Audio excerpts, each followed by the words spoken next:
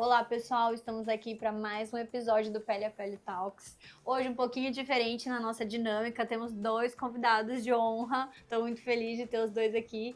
Meu marido, meu excelentíssimo, né? Todo mundo tá pensando o que ele tá fazendo aí, ortopedista, mas vocês vão entender porque ele tá aqui. E o Bruno Lima, né? Que é uma referência assim nacional, mundial do tema que a gente vai falar hoje, que é a medicina regenerativa. Estou muito feliz de você ter vindo. Obrigado pelo convite. De você ter arranjado um tempinho, que, gente, a agenda dele é uma loucura, né? Ele percorre o Brasil ensinando um pouco de medicina regenerativa para um monte de dermato, um monte de gente.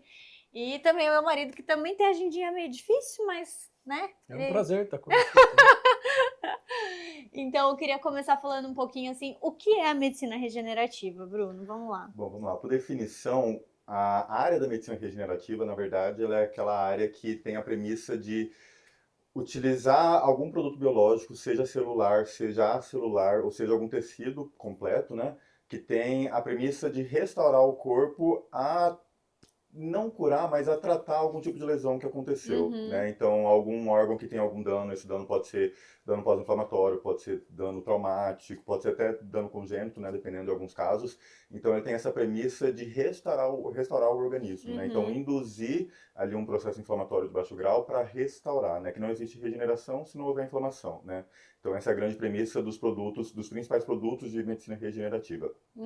Mas, na verdade, é um termo que a literatura até tentou mudar um pouco, porque, assim, a medicina, de modo geral, é regenerativa, né? Você dá uma sutura, você faz uma cirurgia, o que você quer é restaurar, né?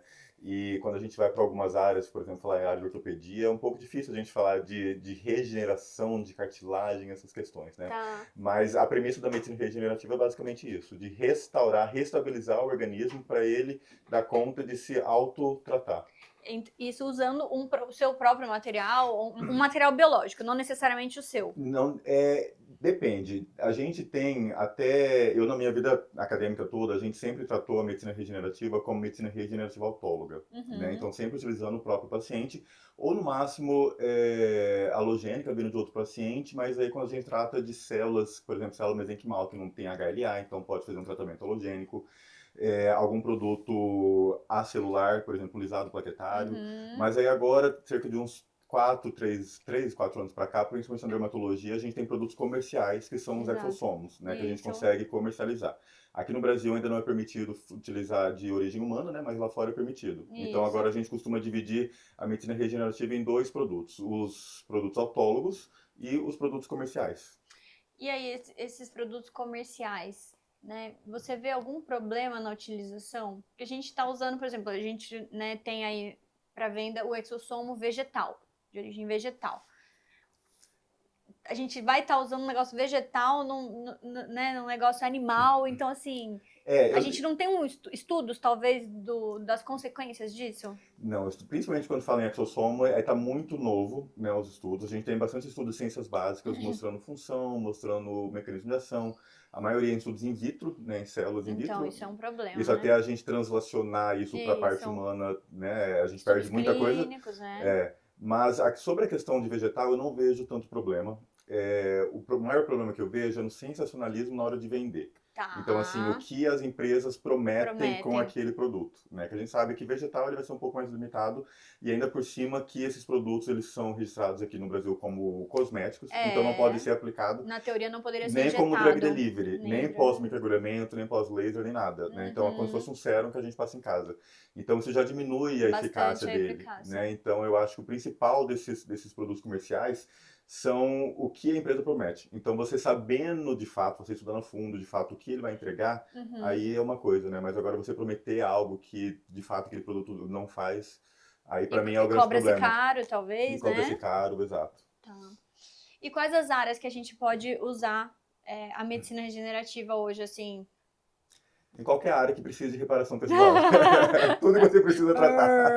Basicamente isso. Tá. Quais são as mais comuns e mais faladas? A mais estudada, que a gente tem mais em estudos, é a ortopedia. Isso é um fato. Por isso que ele tá aqui, pessoal. Por isso que eu perguntei, eu queria esperar por uma série. A ortopedia é mais tratada, e dentro da ortopedia, a doença mais tratada é a osteoartrite. E dentro da osteoartrite, de joelho. Tá. Isso é que a gente Com tem... os melhores resultados. Né? Com os melhores resultados, tem segurança, inclusive tem até consenso. O que a gente mais tem é meta-análise. mostrando eficácia e segurança.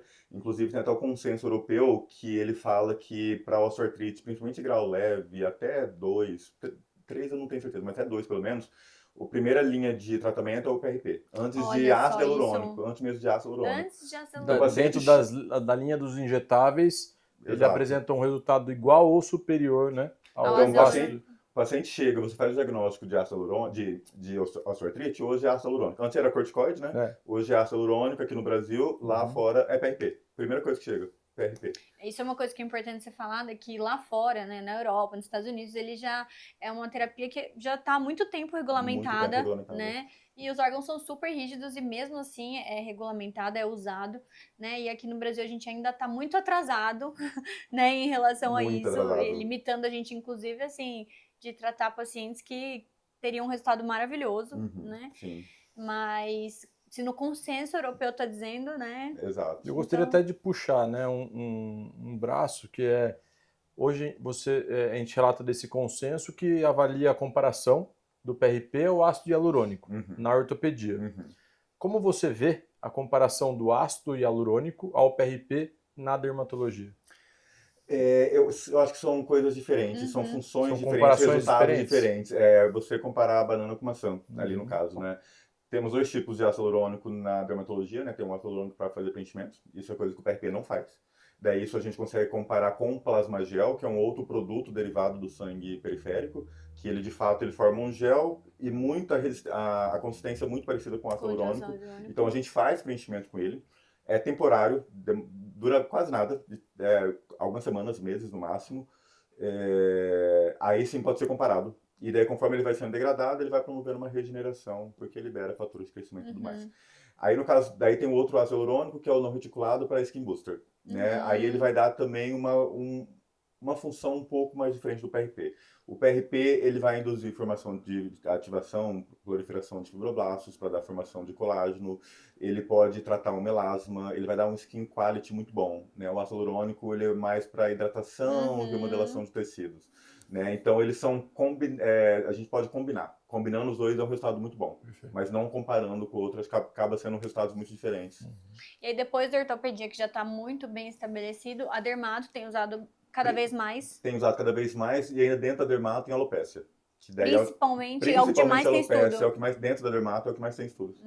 Segue para isso, depois seguindo, tem muitos estudos na dermatologia legal, porque dá para usar muito, não só na estética, mas funcional. Então tem bastante estudos de dermatite, Olha que legal. psoríase está começando a ter agora. A gente tem alguns produtos, daí saindo um pouco mais do PRP, tem um dermatologista na Turquia, ele trabalha bastante com fibroblastos isolados, de forma mecânica, para vitiligo. Olha Então ele tem um só, resultado que bem legal. Então o legal disso da medicina regenerativa agora, na dermatologia de modo geral, que agora é que está saindo um pouco da estética. Tá saindo um pouco da estética e indo mais para a parte funcional. Na verdade, a gente tá assim, com a pontinha do iceberg ali, né, Exato. bem limitado, e agora que tá começando a né, conseguir ampliar isso para mais uso. E aí depois disso vem vascular, com Fechamento tratamento de feridas. É sensacional. E aí também tem amplo PRP, PRF, que é o outro subtipo, né? A fibrina rica em plaquetas, é muito bom. Mas tem trabalhado bastante, o pessoal da vascular tem pegado bastante emprestado da ortopedia medula. Então, as pradas de medula óssea também dá um resultado muito legal para fechamento de feridas. E depois vem na parte de ginecologia. Ginecologia Aí também. tem na parte tanto estética quanto funcional também. O que mais se utiliza na ginecologia é para fecundação, né? Olha, Então, para essa eu não melhorar a sabia. fecundação, sim. E depois vai da parte estética, né? Aí melhora a parte estética de modo geral, funcional também. Estética Tem íntima, aplicação em clitóris para aumentar a sensibilidade. Eles fazem lubrificação de modo geral, faz interno, faz pós-linfoplastia, aí na parte estética daí acaba indo estética de modo geral, né? Sim. Nossa, mas para fertilização isso eu nem Já sabia? tem bastante. Tem Nunca tinha meta-análise, estudos de meta-análise mostrando melhora. Meta-análise. Mostrando os pacientes que tinham pacientes que às vezes tinham muita dificuldade, tinha até falha, né, muito repetitiva, daí fazia tratamento com PRP. Não sei entrar em detalhes como, né, mas então, assim, eu queria entender como que isso não sei entrar muito em detalhes como, mas isso é muito utilizado e claro que cuidando toda a parte hormonal, né, não só PRP, sim, claro, né. é um coadjuvante, né. Aí agora a gente está utilizando, eu tô vendo utilizado bastante na uro também para doença de Peyronie, para Olha que legal. Tem um leque aí de coisas que a gente às vezes nem imagina, né, que pode tá usando. E falando um pouquinho dos produtos, né? Assim, então a gente tem o PRP, que para quem não sabe é plasma rico em plaqueta, né? Fala um pouquinho do Tá, PRF, BMA, a gente enfim. costuma dividir os produtos autólogos, né, de acordo com o grupo de onde a gente retira, né, a origem. Então, nós temos os produtos derivados do sangue periférico, que daí entra plasma rico em plaquetas, PRP, fibrina rica em plaquetas, PRF, lisado plaquetário e o plasma gel. Tá. Depois nós temos os produtos da medula óssea, que daí é na ortopedia, que vem o aspirado da medula óssea e a versão concentrada, que é o BMAC, Bone Marrow Aspirate Concentrate. Aí é possível, da medula óssea, isolar células mesenquimais, ou até hematopoéticas, mas mais mesenquimal, e fazer a expansão. Mas aí é considerado terapia avançada, precisa de uma outra legislação. Tá. A legislação aqui já é um pouco complicada, a medicina regenerativa, com células isoladas expandidas é muito mais. Ainda. Mão de obra especializada, infraestrutura especializada, mas é possível, isso é algo que está crescendo até mais no Brasil, tem bastante laboratório fazendo isso. Depois a gente tem os produtos do tecido adiposo, da gordura, então aí a gente que também está muito em alta na dermato. faz muito em alta na dermato, porque daí é possível fazer microfragmentação para volumização, e aí está substituindo o ácido hialurônico.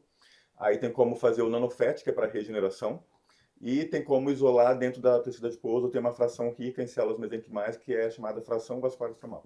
Aí é possível isolar também essa fração, aí é sem gordura, sem adipócito nenhum, sem a gordura. E também assim, para regeneração de modo geral. E assim como na medula óssea, também é possível isolar as células mesenquimais e fazer expansão. Depois, então, nós temos esses principais 3 grupos. Tá. Depois nós temos o grupo que a gente chama de avançado, que daí entra engenharia genética, engenharia de tecidos, os próprios exossomos, biomaterial, e uso de scaffold. Então, a gente tem esses 4 grandes tipos dentro da autóloga. Aí depois tem a comercial, que daí acaba entrando só exossomos. E você, né, do que você sabe aí da ortopedia, você tem mais experiência com o quê? A ortopedia, os novos trabalhos, né, eles falam bastante em aspirado de medula óssea, sendo eles centrifugado ou aspirado de medula óssea livre. Para PRP, já tem trabalhos com mais de 20 anos de evidência científica e a gente sabe já que tem o seu potencial científico dentro da ortopedia. Cada vez mais tem se falado em gordura microfragmentada, em produtos de biomateriais dentro da ortopedia. Acredito eu que isso também esteja andando lado a lado na dermato e avançando cientificamente.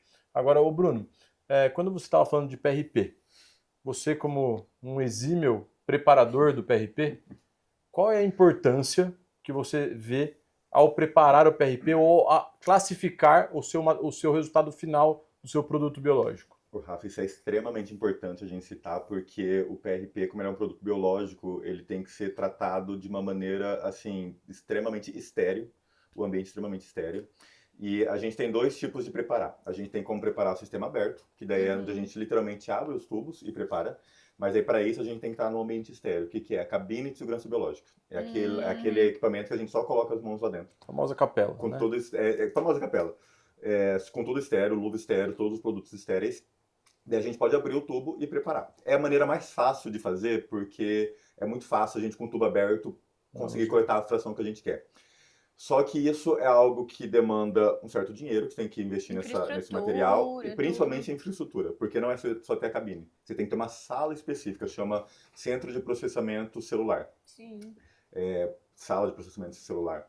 Que você tem que ter isso, tem toda uma RDC da Anvisa específica para isso, com todos os detalhes de canto de parede, de piso específico. Até então, o rodapé tem que ser circular. Exatamente, tudo. Tem uma ISO específico de controle de micropartículas do ar-condicionado. Você tem que ter uma anticâmara para você se paramentar, para daí você entrar. Aí isso tem toda a diferença também do ISO diferente. Então dá um trabalho. Aí agora a gente sempre teve, na verdade, os kits comerciais, que são sistemas fechados. Só que aqui no Brasil era um pouco inviável, porque são todos kits importados, e daí quando vem para o Brasil, o valor é lá em cima. Agora a gente já está começando a ter kits cada vez mais viáveis, né? Muito acessíveis. A gente tem hoje no mercado tubos de R$100. É muito acessível, coisa que antes, quando chegava aqui no Brasil, quando eu comecei, há 11 anos atrás, chegava aqui no Brasil por $300. Nossa. Hoje a gente tem por R$100 os tubos. Nossa. Então, e de qualidade, né? Esse é o principal de tudo, né? Isso que a gente tem que ver. E esses tubos comerciais, ele tem uma questão de o sistema tem que ser ideal para a gente conseguir concentrar o que a gente quer. Porque tinha muitos kits que não concentrava, o kit era padrão. Né? O kit ele pegava aquela parte do plasma, aquela quantidade do plasma. E tem paciente que tem mais plasma, vai ter paciente que vai render menos plasma. Então a gente não conseguia ter essa padronização. Essa é uma questão que pega bastante trabalhar com regenerativa, é você não ter padronização. Sim. Né? Então hoje a gente tem kits comerciais que a gente consegue burlar esse sistema e a gente consegue utilizar o volume que a gente quer. Então a gente vai ter um produto de qualidade. Então aqui no Brasil a gente tem, eu conheço 4 empresas, eu acho que tem kits fechados de PRP, cada um com as suas características, e a gente vai ver dentro do que a gente quer o nosso objetivo. Ortopedia é diferente de dermatologia, varia de volume, varia de presença de leucócito ou não. Então, daí dentro do que a gente quer o nosso objetivo, a gente seleciona a empresa que a gente deseja. Né? Você falou de presença de leucócitos, isso aí eu acho que é bem interessante. Para nós ortopedistas, quando a gente vai preparar o PRP e buscar mais leucócitos ou menos leucócitos, é de acordo com a inflamação do organismo do doente. E na dermato, como é que você lida com isso? Na dermato não discute isso. Isso não é discutido. Poucos estudos falam se o PRP tem leucócito ou não tem. Quais estudos que eu percebi que tinha que isso leva em consideração? De alopécia. Eles têm um pouco de receio de utilizar porque se você colocar leucócito no folículo, você vai imitar uma areata, né? Sim, mais ou menos. Né? Basicamente, mas de um modo bem grosso, Sim. Né? Então eles têm bastante receio. Eu sempre utilizei. Na verdade, no meu mestrado... Você utilizou leucócitos? No meu mestrado eu sempre utilizei de leucócitos e até hoje eu utilizo com leucócitos. De rosto eu comecei a utilizar sem leucócitos porque eu tinha medo de causar uma inflamação. Uma inflamação muito grande. Porque não dá pra você causar uma inflamação no rosto. Incontrolável, né? Nunca tive esse problema. Comecei a usar sem leucócitos e daí nosso grande professor falou, não, tem que ser leucócito, tem que ser leucócito, tem que ser leucócito. Eu falei, tá bom, vamos. Testei em umas pessoas mais próximas, não tive problema nenhum, hoje anos estudo sem leucócitos. Porque a gente sabe o poder do monócito, principalmente, né, que é um tipo de leucócito, no poder de regeneração, né, que o PRP não é só plaqueta, apesar do nome ser plasmídico em plaquetas, né, não é só plaquetas. Então, hoje eu uso tudo com leucócitos. Mas, claro que se pegar um melasma que está numa fase muito inflamatória, está começando, né, se ele desenvolver, eu ficaria com um pouco de pé atrás. Se pegar uma pele que já está muito inflamada, uma rosácea, assim, exatamente. Então, assim, é ideal fundamental a gente conhecer o produto para a gente saber indicar. Sim, com certeza.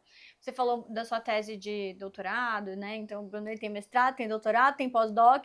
Fala um pouquinho pra gente das suas teses, né? Da sua trajetória. Bom, eu comecei, o meu primeiro contato, inclusive, com medicina regenerativa foi no mestrado para alopecia, trabalhando com alopecia. Legal. Então, eu cheguei no mestrado, fui na entrevista do mestrado, né, a mulher, tem um projeto com PRP, não sabia nem o que era PRP. PRP, opa. O que é PRP? Não se ouve falar disso, né?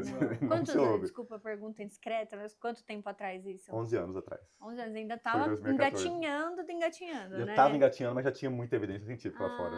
Olha já tinha só, muita gente. evidência. Tanto que a minha tese de mestrado não foi avaliar a eficácia e segurança do PRP para alopécia, porque isso já era muito comprovado.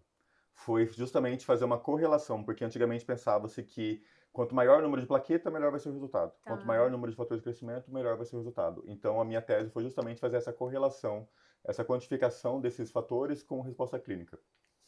E aí, depois disso, eu fui para o doutorado, aí fugi bastante da área. Eu fui trabalhar com doença inflamatória intestinal e fui avaliar a parte imunomodulatória do PRP. Então, eu fazia a aplicação do PRP em pacientes com doença de Crohn. Nossa, e daí eu via essa imunomodulação e assim, o resultado era excelente. Aplicava perumbilical. Perumbilical. Hoje é o que a gente faz até com... Hoje tem bastante a nível reumatológico. Reumatológico, até psoríase a gente tem feito isso para dar uma resposta mais sistêmica. E daí foi bem interessante. Acabou não sendo a minha tese, por dificuldade de paciente e tudo mais, acabou não sendo a tese que eu defendi, mas foi um projeto que eu levei secundário no doutorado e no pós-doc, e hoje eu continuo lá na Unicamp, sou da Unicamp, hoje eu continuo lá como pesquisador associado, voluntário, orientando a aluna que deu continuidade nesse projeto. Então eu cuidei dessa parte de imunomodulação do PRP, saiu um pouco da estética, foi imunomodulação. E foi interessantíssimo, foi uma série de casos de pacientes que não respondiam a nenhum tratamento e estavam para fazer colectomia. E eles voltaram a responder ao tratamento biológico, anti-TNF-alfa. E daí a gente fez avaliação, quantificação de células, diminuição de CD8, CD4, aumento de células Treg. Deu um resultado super legal. Bem incrível. E aquele artigo que você publicou, que até você mostrou naquele curso, foi do seu... Foi do mestrado. O de PRP em alopecia. Foi do mestrado. foi do mestrado, eu fiz o mestrado. Foi logo meu primeiro contato. Era alopecia Alopecia androgenética. androgenética. Alopecia androgenética e só com o masculino eu fiz. Naquela época, foi em 2014, 11 anos atrás, a gente sabia bastante do PRP, mas não que a gente sabe hoje, né? Uhum. Hoje eu faria uma metodologia completamente diferente. Vamos fazer outro. Vamos. Deixa eu assumir a sua posição de entrevistado. Não, nesse segurei, sentido. segurei. Eu gostaria que você passasse para eles Ah. as suas principais dificuldades do PRP e, juntamente com o Bruno, entendesse essas dificuldades e o Bruno poderia passar para nós um pouco da resolução dessas dificuldades que você tem hoje do seu PRP aqui dentro da clínica. A gente tinha um problema, né, com a centrífuga, que era um sistema aberto, né, como você falou, o sistema fechado a gente tem protocolos e tal, então acho que isso a gente conseguiu resolver com a centrífuga e com os kits, né. Eu acho assim, um pouco, né, a gente fica um pouco de mãos atadas com a legislação, né. Sim. Fora isso, eu acho que a questão de fazer o paciente entender também, né, como que isso funciona, como isso é promissor, como isso é uma coisa que tem, assim, muito estudo, muito resultado, principalmente para capilar, que basicamente hoje na clínica a gente faz para capilar. Acho que é isso. E a questão do valor também, acaba sendo um valor um pouquinho mais caro, né?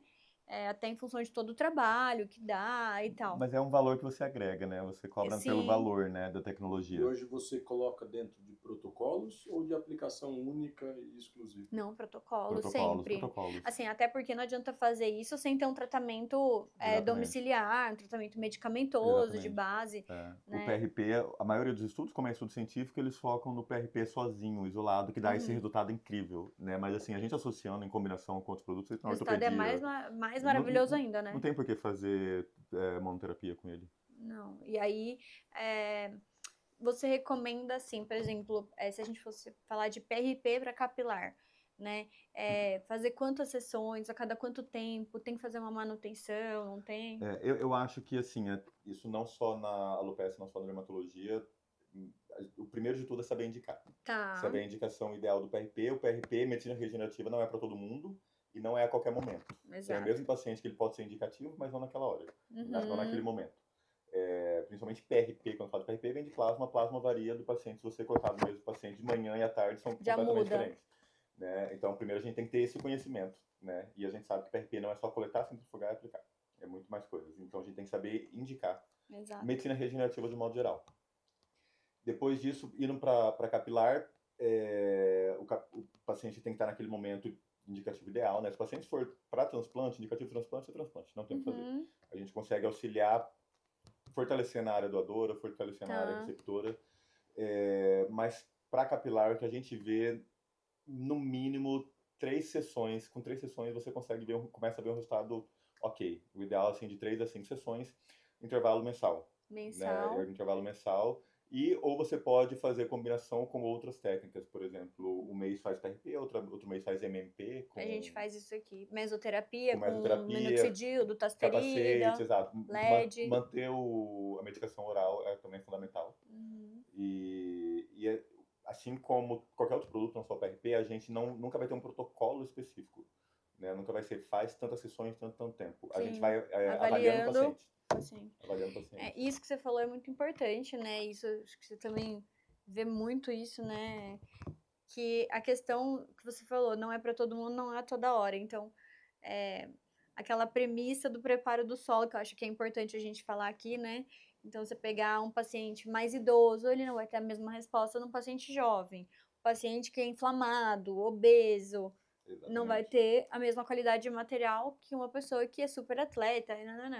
Então, isso é muito importante, né? É extremamente importante. Isso vai influenciar o nosso resultado. Isso pode influenciar o nosso resultado. A gente está trabalhando com células do paciente, principalmente células do sangue, que é onde se encontra a inflamação, né? O local é no sangue.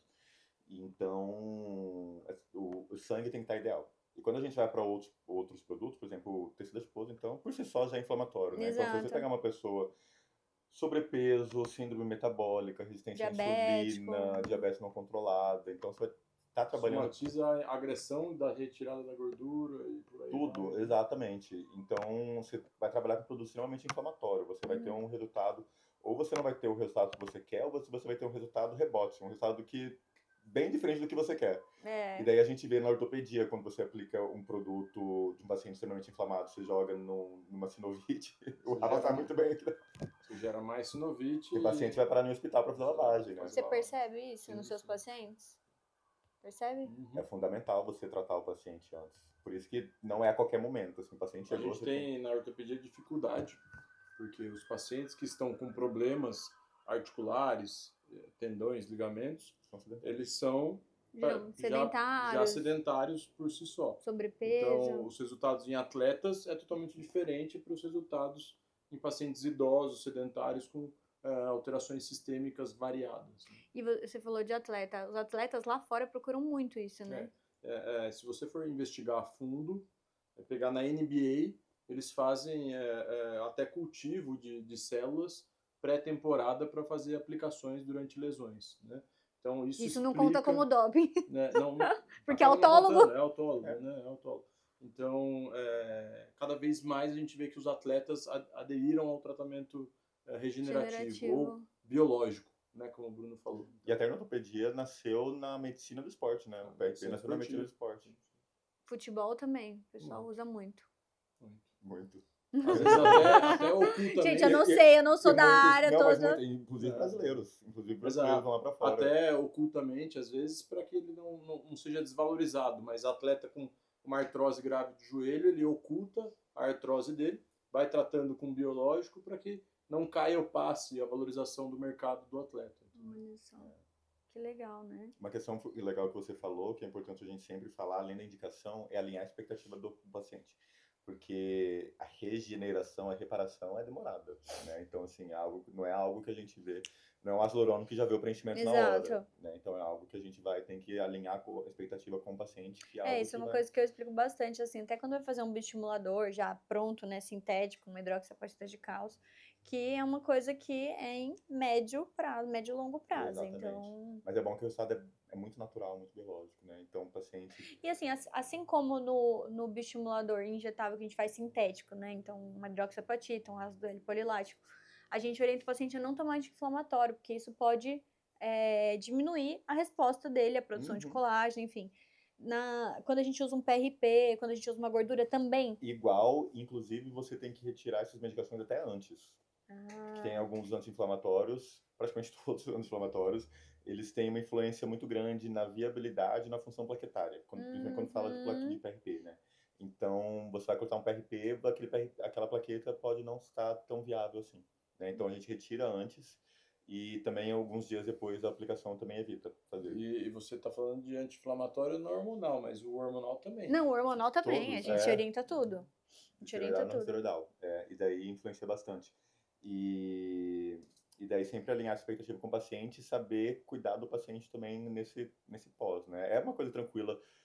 Segurança nunca foi relatada efeito colateral referente ao produto, né? E a gente tem estudos, que o Rafa comentou, tem estudos de muitos anos mostrando eficácia até com medula óssea. Quando acontece algum efeito colateral é por falta de preparo inadequado, principalmente... sistema aberto. Principalmente sistema aberto, principalmente... não saber seguir as contraindicações, né? O que a gente tem de contraindicação de medicina regenerativa absoluta? Histórico de neoplasia, né? Que é o principal. Também acaba sendo relativo, né? Mas assim, isso é uma coisa que eu me pego pensando.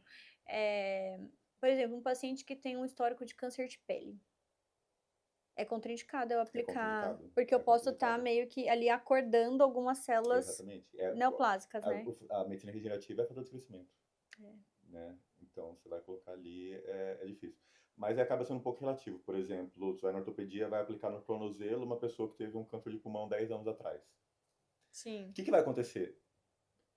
Esperamos que nada, mas vai que aconteça alguma coisa, né? É claro que vão ocupar o PRP. Então, assim, pra mim, eu sempre falo que tem muitos médicos que fazem, mas pra mim, gosto de dormir tranquilo, bem, né? Então, sem peso na consciência. Então eu contraindico. E daí, de resto, é mais no local da aplicação, não aplicar em local inflamado. Inflamado. Exatamente. Em cabelo, se tiver uma dermatite seborreica, né? Se interarticular tiver uma sinovite, Tá. essas questões, né? E daí, como é um produto de sangue, então se o paciente tiver anemia, se o paciente tiver... E pode ser pego também de cordão umbilical. Aí são células, né? Aí são células mesenquimais para fazer cultivo. Né? Aí faz cultivo, expansão, aí você faz a expansão das células mesenquimais, você chega no número que você quer, aí é na casa de milhões, bilhões, e daí você faz a aplicação. E daí ainda não tem, ainda na literatura, uma definição, tem que ser esse número de células. Ah, tá. Mas tem diversas doenças que mostram estudos benéficos, resultados benéficos com um número X de células. Tá. Então as pessoas conseguem repetir. Mas assim, se já tem essa questão da legislação agora com os produtos autólogos, com célula expandida é muito mais. Tem que ser muito mais criterioso. É, né? Mas muito mais criterioso. E você tem algum caso seu que, assim, a medicina regenerativa conseguiu fazer milagres?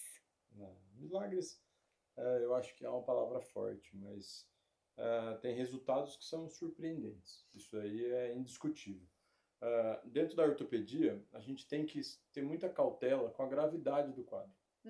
Então, para nós, aquele paciente que busca a medicina regenerativa, ele é aquele cara que não está resolvendo por nada as outras terapias Conservadoras. convencionais. Convencionais. Né? Então, ele vem já buscando por uma coisa muito inovadora para resolver um negócio que o convencional não vem resolvendo. Não é fácil. Então, tem sim... Que ele já vem frustrado também, não né? é 100% dos casos que a gente resolve. A gente tem os limitantes biológicos do indivíduo, tem os limitantes biomecânicos do indivíduo, e assim como a qualidade do procedimento. Então, esses são limitantes que vão levar um quadro especial de uma resolução não resolvida pelo tratamento convencional, certo? Mas eu tenho. E os resultados principais, assim, mais encantadores que eu tive foi de pacientes atletas. Então, o atleta, devido ao seu corpo estar assim em extrema harmonia não inflamatória, os resultados são surpreendentes, coisas que a ortopedia levaria com certeza para uma cirurgia amputativa de movimento, a gente leva para um quadro de praticamente cura ou uma melhora expressiva de dor e função, com certeza. Então, você já teve um caso que o próximo passo seria uma cirurgia mutilante, assim, não de movimento. Muitos. A grande maioria, né? Principalmente quando pega a osteoartrite. Mas o legal da ortopedia, principalmente quando a gente vai para o tratamento de dor crônica, a ideia é sensacional, você tirar a dor do paciente. O paciente chega chorando, te agradecendo. Hoje, a medicina regenerativa ela tem muito poder de neuromodulação. Então, ela controla o estímulo nervoso da dor. Então, isso é muito interessante. Isso pode ser aplicado para um paciente fibromialgico? Tem? Sim. O paciente com dor crônica, poliálgico, dor geopática, dor pós-herpética, tem toda a aplicação. Saiu até o tratamento daquela moça que tem aquela pior dor do mundo, que é a dor do trigêmeo. Estava tratando com PRP. Ah, esse é o tratamento que ela tá fazendo? Um dos, né? Um dos. Mas a gente tem casos aqui, tem que ela pediu até eutanásia, né? Exato, tem colegas nossos aqui, até alunos nossos do curso, que trata, anestesiologista, né, de dor, que trata, tem esses casos de hiperalgesia do trigêmeo. Então, assim, é sensacional para o tratamento de dor. Os pacientes são extremamente agradecidos. Falando um pouquinho, assim, da microfat, né, e da nanofat. Então, a gente pega a gordura, né, do indivíduo de locais mais, né, de flanco, interno de coxa. O mais comum é inferior de abdômen. Abdômen, processa, chega em microfat, processa de novo, chega em nanofat. Microfat a gente usa para preenchimento, nanofat mais regenerativa, né? A microfat como preenchimento, esse preenchimento ele acaba durando mais? Sim, porque é gordura. Gordura, uma vez que você coloca ali, ela vai ficar para sempre. Claro que tem a taxa de absorção, que isso todo mundo tem, até se você não fizer preenchimento, né? E os resultados, assim, com preenchimento com gordura autóloga, você considera mais natural do que com um preenchedor de ácido hialurônico? Mais natural, sim, mas principalmente a consequência que ele dá, que é regeneração. Mesmo se você não, a sua intenção não é regeneração, é você só fazer o preenchimento, você vai ver uma melhora daquela qualidade. Ainda assim, naquele local você vai ver uma melhora da qualidade da pele. Então fica melhor, fica um aspecto melhor por causa daquilo. Ah, entendi. Por causa disso. Melhora um pouco da flacidez, melhora a flacidez, melhora a qualidade de pele, melhora enfim, skin quality de modo geral, né? Daquele local que você fizer ali com enxertia. Então, querendo ou não, você acaba ficando com um resultado melhor. E passando aí para o nanofat, pensando em bioestímulo de colágeno, em regeneração, você considera esse produto autólogo melhor do que um sintético? Com certeza. Com certeza. Com certeza. O potencial de regeneração dele é mais rápido, sem efeito colateral, nenhum efeito colateral, nunca foi relatado nada. E né, hoje que a gente está tendo aí de efeito colateral até a longo prazo, né, com os bioestimuladores de colágeno, formação de granuloma, prevenção dos nódulos, né, até coisa de 3 anos depois que faz a aplicação, tem aparecido. Então, é algo que não se vê com a gordura, né? Então, com Essa certeza. formação de nódulos, existe o risco de deslocamento? Da gordura? Depende do tipo de gordura. Se você fizer uma gordura muito bem estruturada, porque a gordura a gente consegue chegar na consistência que a gente quer. Tá. Então a gente consegue, tem milifat, tem macrofat, tem microfat e tem o nanofat. Tá. Então isso daí a gente pode fazer uma analogia da realogia do ácido hialurônico. Tá. Então, tem Alto ácido peso hialurônico, molecular, baixo, exatamente. G'. Então tem ácido hialurônico que a gente precisa dele mais consistente, né? Para estruturação, Para estruturação. Né? Então, por exemplo, o milifat a gente faz a aplicação periosteal. Né? Então, para dar aquela estruturação. Então, é uma gordura bem gruma, assim, sabe? Tá. Então, não tem risco. Se você processar muita gordura, deixar ela muito líquida, né? Então, pode ser que ela não fique ali no lugar que fica. Mas você fazendo o processamento certo, chegando no milifat certo, chegando no microfat certo, não tem esse risco, não. Não tem risco. E assim, tem algum risco, que nem no ácido hialurônico, da gente injetar dentro de um vaso? Tem esse risco, mas aí vai depender mais da sua técnica de aplicação. Tá. Né? Então, normalmente a gordura a gente aplica com uma cânula comum que a gente faz a aplicação. Então, tem esse risco de você acabar entrando em um vaso, mas mais se você for com uma agulha. Tá. Né? Se você souber aplicar muito bem o ácido hialurônico, daí você não vai ter esse risco. A gordura. A gordura, exato. Mas sim, tem esse né? risco. Existe o risco. Tá. Sim. De embolia existe risco, sim. E aí, você já viu algum caso disso? Nunca vi. Nunca viu? Pessoalmente, em estudos já. Já vi relatado E aí, em qual a estudos. conduta diante disso? Que daí é um pouco mais difícil de retirar a gordura, né? É isso que eu tô pensando, entendeu? Porque o ácido hialurônico, a gente tem a hialuronidase para degradar, né? Exatamente. Então, você injetou uma gordura dentro de um vaso. Aí é uma embolia que você vai fazer, né? Então aí é tratamento de embolia. De embolia de mesmo. Embolia, tratamento de embolia que você faz. Tratamento de embolia gordurosa. Uhum. Na ortopedia a gente tem embolia gordurosa quando você tem fratura muito grave. Sim. E aí o tratamento que a gente faz é com os anticoagulantes e às vezes precisa fazer até uma angioplastia para liberar esse êmbolo. Né? Eu não sei como é que é desses microvasos. Mas assim, eu sinceramente nunca vi relato de pessoalmente, né? Já vi estudo, porque existe estudo de tudo, né? Mas existe sim esse risco. Tá. Agora, assim, né, para finalizar, né, fazer um quiz aqui. Se você pudesse escolher um desses, BMEC, PRP, o que você escolheria? Aspirado de medula óssea. Aspirado de medula óssea. Na ortopedia é tão fácil. Tá. E você, agora, como é da minha área, eu vou dividir. Para capilar, você escolheria o quê? Acho que PRF. PRF? Acho que PRF. Mais do que exossomos? Não. Tem o exossomos, principalmente exossomatólogo. Isso. Exossomatólogo, sim, exossomatólogo, com certeza. O exossomatólogo a gente tem visto que vale aí por 3, 4 sessões de PRP e PRF. Dá pra fazer uma vez a cada 6 meses, né? Então assim, né, ranqueando do melhor pro... Não o melhor pro pior, mas o que mais escolheria de mais eficiente. Exossomatólogo, depois células foliculares isoladas, que a gente consegue processar. Que é tirar um pedacinho, né? Tirar uma biópsia e daí a gente consegue isolar. Processa. Exato, células foliculares. Que é o famoso, como é que chama? Não vamos falar nada de marca aqui. A gente tem 2 aqui no Brasil. Tem 2 positivos. Mas que a gente consegue isolar foliculares, depois derivado, PRP e PRF. Tá. Eu prefiro PRF e dói menos. Tá. Para bioestímulo de colágeno? Gordura. Nanofat? Nanofat, com certeza. Depois mais do exossomo? Mais que exossomo. Mais que exossomo. Mais que exossomos. Só que daí tem toda a questão de curva de aprendizado de gordura, né? Não é todo mundo que consegue tirar. O exossomo vem do sangue, né? Então uma coleta de sangue, 40 minutos está pronto. Melasma. Melasma. PRP? PRP. Mesoterapia e vai aplicando. Mesoterapia, vai. Exossomos, não. O exossomatólogo eu nunca vi nada sobre. Tá. Em teoria faz muito sentido, mas PRP é uma coisa que eu sei que é segura que funciona. E que tem estudo. E que tem estudo. Lá fora, muito uso, né? Então, e qual o que vocês acham que é o futuro dessa nova área, né? Fala um pouquinho você e aí o Bruno finaliza. Qual área? A minha ou a sua? A sua, né? Eu acho que as duas andam ao mesmo tempo extremamente em caminhos distintos, Você é uma mas pessoa falando que sobre o você mesmo tá aqui assunto, porque né? ele foi uma das pessoas que mais me estimulou. Ele é apaixonado por essa área e assim eu vejo de perto os resultados dele. Então, hoje se eu tô indo um pouquinho, cada vez mais me enfranhando nisso é graças a você. Mas Então, demorou, né? O Rafa foi meu aluno em Faz 2019. 5, 6 anos É. já, né? demorou. Demorou para ele me convencer. Porque eu sou muito assim, como eu fiz mestrado, né, em nutrição, eu sou muito baseada em artigo científico. Então eu falava assim, não tem comprovação, não tem É de assim, a quê. dermatologia começou, A de modo geral. dermatologia começou agora, né, a ter mais Demorou um pouco mais. estudos, demorou um pouco mais. Então, assim, agora a gente tem estudo, tem comprovação, tem segurança, né, que é muito importante para os pacientes.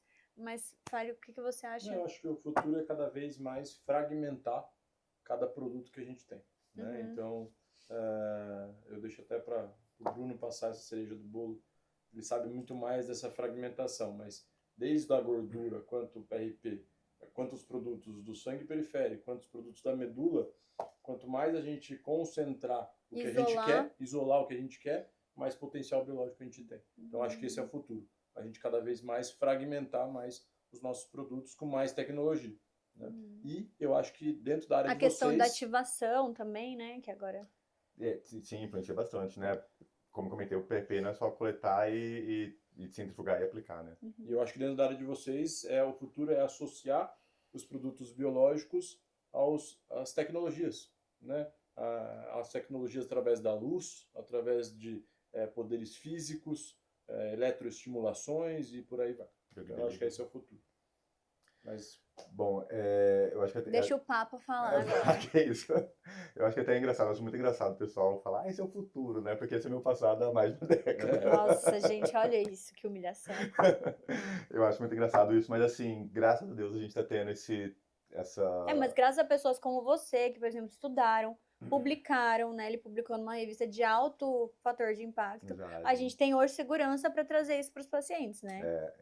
Já estou nesse caminho há um tempo, mas assim, é engraçado, mas eu falo, ainda bem que a gente está tendo essa reviravolta, né? Uma reviravolta muito boa na medicina, e principalmente na estética é um caminho sem volta. Eu acho que em tudo é um caminho sem volta, mas principalmente agora na estética é um caminho sem volta.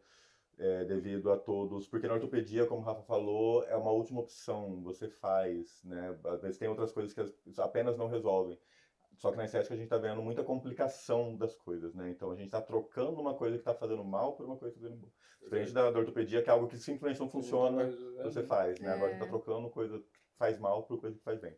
Né? Então, assim, é um caminho sem volta. Mas, assim, é fundamental a gente ter conhecimento, a gente estudar. Tem uma curva de aprendizado. Não é só... Tinha muita gente que eu vi quando chegou a extração vegetal, aplicava... Saiu aplicando. Não sabia nem o que era. PDRN Me também. perguntava o que era extração, pedia para explicar, porque eu faço no paciente. Então, assim, né, você tem que saber o mínimo que você está fazendo, né? Mas, assim, é fundamental a gente ter conhecimento. É um produto muito bom, quando bem indicado. É um produto que não tem risco, não tem efeito adverso, quando bem feito. Então, a gente tem que ter conhecimento fundamental. É fundamental a gente ter conhecimento, não digo que pleno, que até eu também estou numa coisa de aprendizado, cada vez aprendo mais coisas. Gosto muito justamente disso, que é justamente uma troca de conhecimento, mas é fundamental, o básico você saber. Porque muitas vezes vai para protocolo, e o pessoal quer saber protocolo. Né? O pessoal da estética não quer saber, não quer conhecer o produto. Quer receita de bolo, né? Quer como que eu faço isso. E daí você acaba queimando a técnica porque não vai funcionar, ou até dar alguma coisa ruim. A pessoa não entende o que é o poder da biologia. Se você não entender o básico, você não chega no resultado que você quer. A pessoa só quer o resultado. Só quer o resultado. Assim, a gente brinca que em ultrassom é operador dependente. Mas o resultado para medicina regenerativa é operador dependente também, né? Você saber para quem está indicando, como você vai aplicar, de jeito que você vai fazer.